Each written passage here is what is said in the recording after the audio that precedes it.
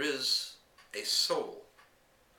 But the soul is not something that you imagine to be. The soul is the intellect. The soul is the awareness of the person. The soul is at the core of the human consciousness. The soul is the superconscious of the person. I call it the superconsciousness because you're not even aware that it's there until it's shaken up, but it's there. You know, when you go ahead and you drive and you stop at a red light and you look at the car next to you, invariably 9 out of 10 times that other person will look back at you. In fact, when somebody's looking at me, I turn and I recognize that there's somebody looking at me because I feel that. Where does that come from? It's not that you see the eyes of the person, it's in another car, another vehicle.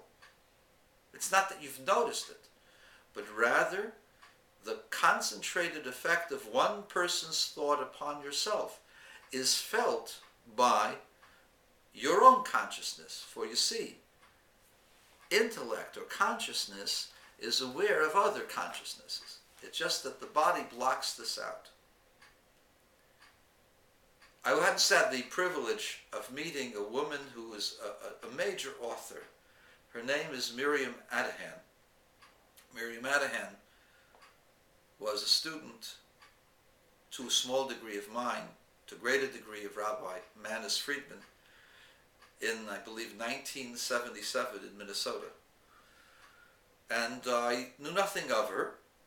She was a student, she was married, she had a child, and we just would nod, and I didn't know who she was. I asked her what she did, and she told me that for a while, prior to her becoming Orthodox, she had a career as a medium. And I asked her, as a medium, can you describe some of the things that happened? Well, she says, I'll tell you one incident that happened, and I was able to do this for many people. One time she's sitting in her kiosk, in her little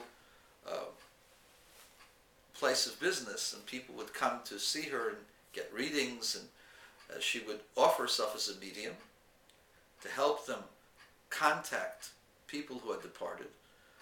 When a young lady in her teens walks in with an older man, and they take 2 seats opposite her, and the little girl begins to talk. Her dad had just died, and she misses him terribly. The man said nothing, and she understood, Miriam understood, that the man was this girl's father. So she began asking the girl if her father wore certain types of clothing, certain colors of clothing, whether his hair was parted in a certain way. And she said, yes. How did you know that? She said, Miriam answered her, because he's sitting right next to you. Well, you see, our love connects to people over long distances, even when we're not aware of them, and they may not be aware of us. But our love and our consciousness connects them because the consciousness is interconnected, not just in the physical world, but even in the spiritual world.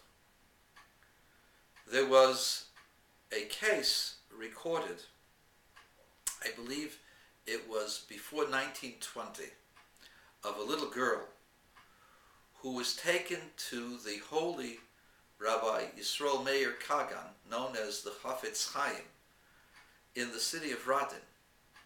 Now this little girl, I think, was 11 or 12 years old, and she was possessed by a dybbuk. A dybbuk is a soul that clings to another body and possesses it. And it takes a while till you're able to get that soul out. We haven't seen dybbuks in a long time. The dybbuk that they had 20, 25, 30 years ago was just manufactured. It was a false item. But this dybbuk was real. How do I know it was real? There were several hundred students in the Radina Yeshiva of the Chafetz Chaim, and they all, at one time or another, went to see this dybbuk. And if a young man had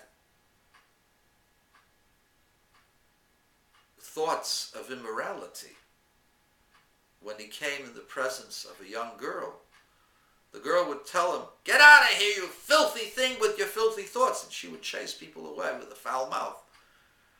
But holy people she let in, including the major students of the Chafetz Chaim, one of which was the holy Rabbi Elchanan Wasserman. And whenever she would hear the word Chafetz Chaim, she would immediately fear and stand and be at attention, because she feared even the mention of his name. And eventually she was convinced to leave the body of the girl, for Rabbi Wasserman promised to study on her behalf and to bring her to her place in the world to come.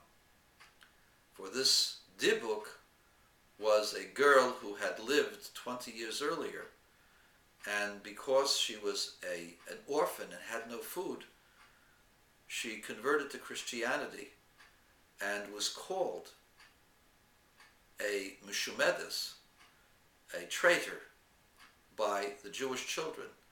And she conspired with her Christian friends at age 12 to get one of them and kill them. Sure enough, she had them run after her, and they captured one child and they murdered that child. God forbid. And this girl later on died a few years later and had been in limbo for over 20 years because the blood of that child was on her head. And Rabbi Wasserman said that he would pray on her behalf and study on her behalf if she would leave the little girl alone, and she agreed that if Rabbi Wasserman would do so, she would leave, and she left according to the instructions that are found in the holy books.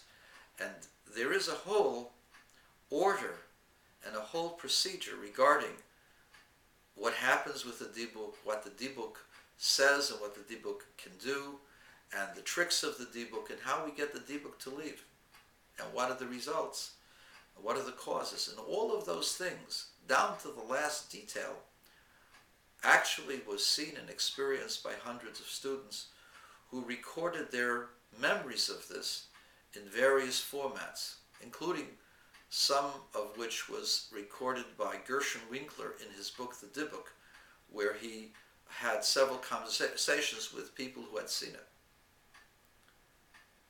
In our own lifetime, we saw people who had contact with the Lubavitcher Rebbe, and those who are Sephardim with the Baba Sali, where we saw that a man could know things and communicate with things and affect people's thoughts over long distances and long periods of time,